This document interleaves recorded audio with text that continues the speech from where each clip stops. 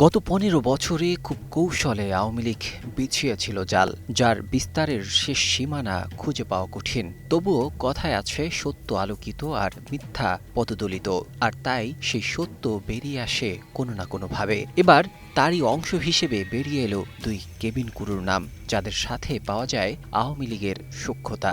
তবে এটুকুতেই শেষ নয়। তারা ছিলেন বিএনপির ভারপ্রাপ্ত চেয়ারম্যান তারেক রহমান বিমান বাংলাদেশ এয়ারলাইন্সের যেই ফ্লাইটে দেশে ফিরবেন, সেই ফ্লাইটের দায়িত্বরত কেবিন ক্রু।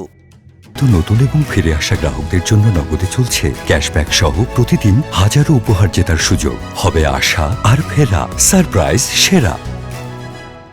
এই খবর বেরিয়ে আসার পরই নড়ে চড়ে বসে বিমান বাংলাদেশ এয়ারলাইন্স এবং সাথে সাথেই সরিয়ে নেন এই দুজন কেবিন ক্রুকে। তারা হলেন জুনিয়র পার্সার মোহাম্মদ শওগাতুল আলম শওগাত ও ফ্লাইট স্টুয়ার্ডেস জিনিয়া ইসলাম।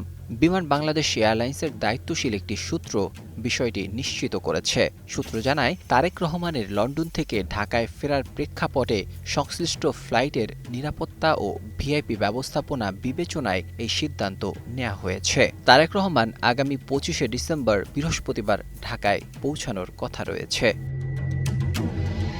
বিমানের সূত্রের তথ্য অনুযায়ী গোয়েন্দা প্রতিবেদনে উল্লেখিত রাজনৈতিক সংশ্লিষ্টতার ভিত্তিতেই ওই দুই কেবিন ক্রুকে ফ্লাইটের দায়িত্ব থেকে প্রত্যাহার করা হয়েছে। সামাজিক যোগাযোগ মাধ্যমে আওয়ামী লীগের একাধিক নেতার সঙ্গে ছবি ছড়িয়ে পড়ার পর বিষয়টি নতুন করে আলোচনায় আসে। অভিযোগ রয়েছে, তারা নিয়মিতভাবে সাবেক সংসদ সদস্য শেখ সেলিমের ফ্লাইট পরিচালনায় দায়িত্বরত ছিলেন। এদিকে তারেক রহমানকে বহনকারী বিমান বাংলাদেশ এয়ারলাইন্সের BG-202 ফ্লাইটটি বুধবার সন্ধ্যায় যুক্তরাজ্যের লন্ডনের হিথ্রো বিমানবন্দর থেকে ঢাকার উদ্দেশ্যে রওনা দেওয়ার কথা রয়েছে। ওই ফ্লাইটে তারেক রহমানের পরিবারের সদস্যদের পাশাপাশি বিএনপির শীর্ষ পর্যায়ের একাধিক নেতাও থাকার কথা।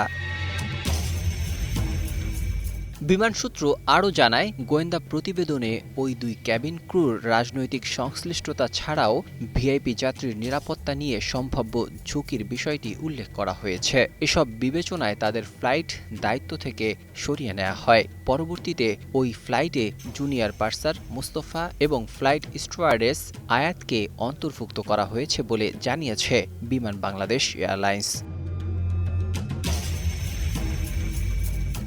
এর আগে একই ধরনের সিদ্ধান্তের নজির রয়েছে।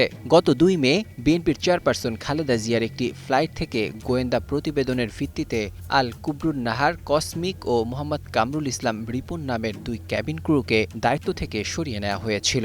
সে সময় ভিআইপি যাত্রীর নিরাপত্তা এবং রাজনৈতিক সংশ্লিষ্টতার বিষয়টি কারণ হিসেবে উল্লেখ করা হয়েছিল।